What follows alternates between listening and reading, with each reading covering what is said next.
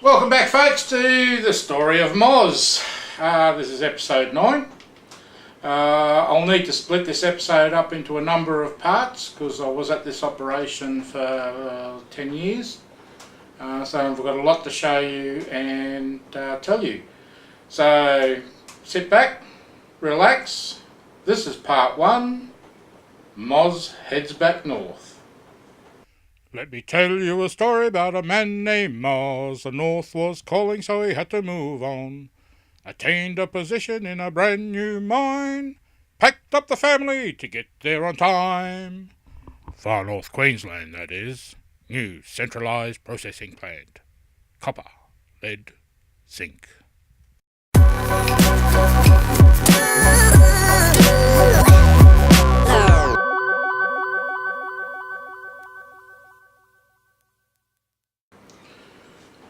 So there you go. I'd applied for a position as concentrator manager or processing plant manager after some badgering from Mrs. Moz, and after the interviews, as I explained in episode 8, I got the job and we headed up there. I packed the family up. It took us a few days to drive up there from where we were. I think we travelled some 2,270 kilometres. That's what, 1,410 miles over 3 days. We did have a bit of a stopover in Townsville just for a bit of a rest and to catch up with a few people we knew, and then we headed into site. We got into site that one day, and I put the family in a temporary accommodation which the company had organised, i.e. motel, and I went in and started to do some work. Wasn't not long after that our furniture arrived. I think it was two days later. We rented a house in the town itself, so we stayed under rental accommodation for a few years because I wanted to get the place settled and running. So as you can see, the animation behind me was the concept for the operation. You can see the pit was quite close to the processing plant, and I need to mention that this was a centralised processing plant. There are other mines that supplied ore to here. I'll show you them in other parts. So, and there's a few pictures coming up with the plant. When we got there, it was pretty much still a skeleton, still being built. Had about 3 months left of construction, which we got through, and in that time, part of my duties was to actually hire everyone I needed for the processing plant. That's the operating crews, the maintenance crews, electrical crews. Set up a assay lab to do all the analysis and make sure all the consumables, the ordered reagents, grinding media, all that sort of stuff, the usual stuff. So that was pretty interesting times. I'm glad I had some experience with construction and commissioning at previous operations. That certainly helped. So yeah, and there's a photo here coming up of the pit. It was just started, the open pit, and did some firing through it. That reminds me, early in the piece, I think we would have been about 3 months into processing or operation. We had a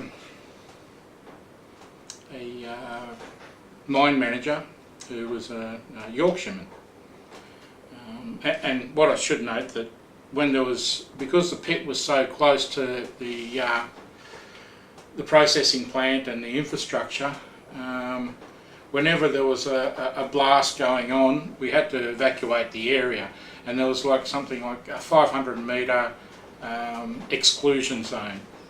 So in that exclusion zone, we would set up blast guards at various points to make sure that no one would come into the area while the blast was happening. We do all the checks through the process plant, make sure everyone was out and the likes.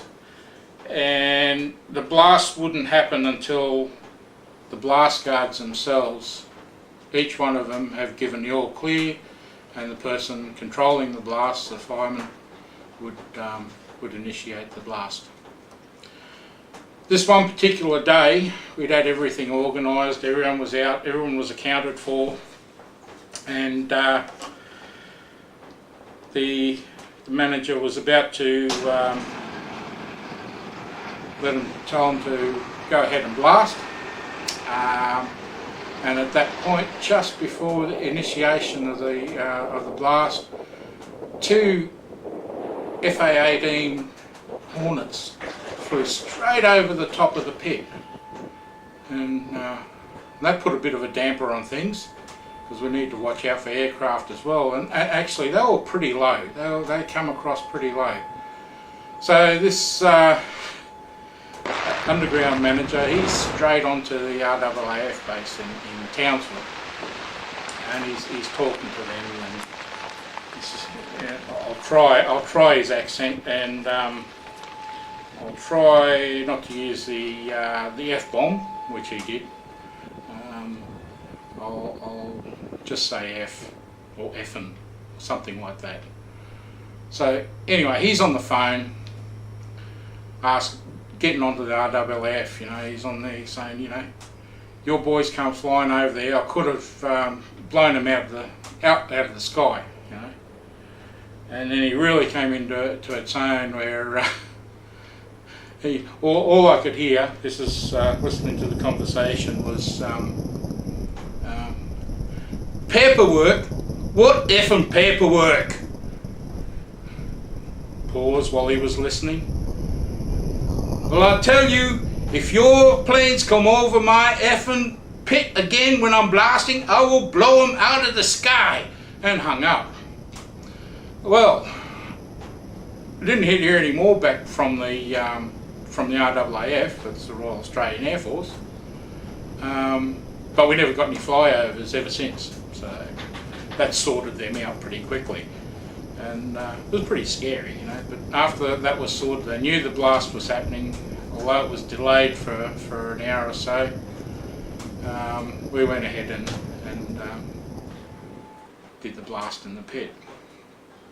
Now, I'll talk more about blastings in the next part. There's a few little other stories to tell there, so hey, hope you join me in part 2, where we'll carry on with the episode.